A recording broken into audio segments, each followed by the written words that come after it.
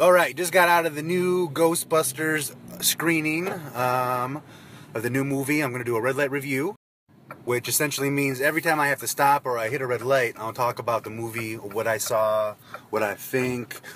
So there are spoilers. I'll be discussing what I liked, what I didn't like, the cameos. So again, spoilers. So if you don't want the movie spoiled or anything about the movie spoiled, stop watching now. So one last time, there's going to be plenty of spoilers. So if you don't want the movie spoiled, please stop watching now or forever stop bitching. Thoughts on the movie was it exceeded all my expectations over, above, and beyond. Even though my expectations were so low, I thought the movie was really good. I think all four of the women Ghostbusters were great. Is it Katie McKinnon? I thought she stole the show. She was hilarious. She played the role of like the crazy, like super smart genius and like female kind of comedian perfectly. I also think I enjoyed her character because she reminded me a lot of the Egon from the real Ghostbusters cartoon. I feel like she got a lot of her look from that. I think the writers did a great job of assigning different attributes from the original Ghostbusters and like not putting all the same attributes to the same female Ghostbuster. Like Kristen Wiig and Melissa McCarthy's characters both had like attributes that you would find in Venkman and Stan's both together. And then Kate McKinnon, I feel, has some of like Egon and Venkman in her character, and also Leslie Jones has some Ernie Hudson, Winston Zeddemore, and Venkman in her character as well. So I think they did a great job with that. One of the things I was concerned with was too much CGI. I think they used the CGI appropriately. It wasn't like too over the top.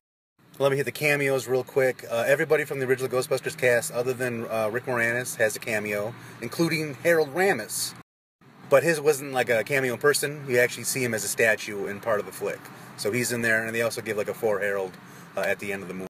But you see Sigourney Weaver, Ernie Hudson, Dan Aykroyd, and then Bill Murray has the longest cameo in it. You see him on screen multiple times.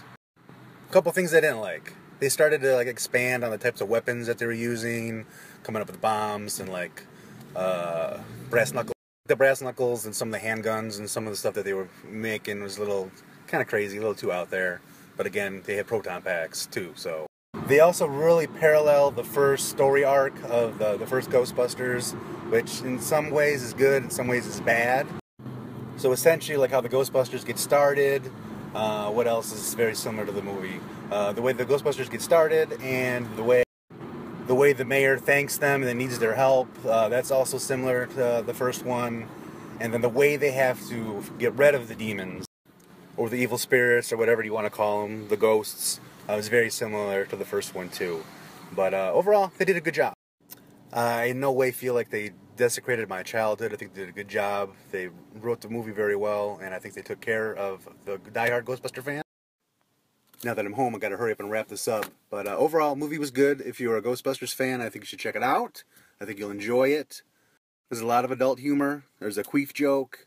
The way they actually get one of the end monsters is actually pretty funny. Again, one of my complaints is that they followed the story arc of the first one a little too closely. But some of the ways they tied things was done very cleverly. So it's not all so bad, but I feel like they could have deviated from the original story a little bit more. But if you think about this Ghostbusters movie as like a whole brand new Ghostbusters saga, it actually works fairly well. But you do see cameos of Slimer, the Stay Puft. They both make it in the movie, which I thought was very cool. It's cool to see those guys again. And I'm trying to think if there's anything else I need to wrap it up with. Oh yeah, the way you see the final like version of the apparition or the ghost is very reminiscent of the first one, and I thought that was a cool way they tied in the Ghostbusters logo. So I definitely feel the previews and stuff, all the news beforehand, didn't do this movie any justice. I think they did a great job with it. I think you should go see it. Most of my complaints are just minor little details. So I would say go see it. If you're not a Ghostbusters fan, go see it. You might like it too and become a brand new Ghostbusters fan. To be honest, I really planned on tearing this whole movie apart, making jokes about Melissa McCarthy being Stay Puft Marshmallow Man as a better role. But really, all four of the women I thought did a great job. Very funny. There's a lot of kind of gross guy-oriented humor. And I feel like it doesn't come across as like forced or anything like that. So I think it's very good. I give it the thumbs up. Hope you go see it. Hope you enjoy it. Let me know what you think.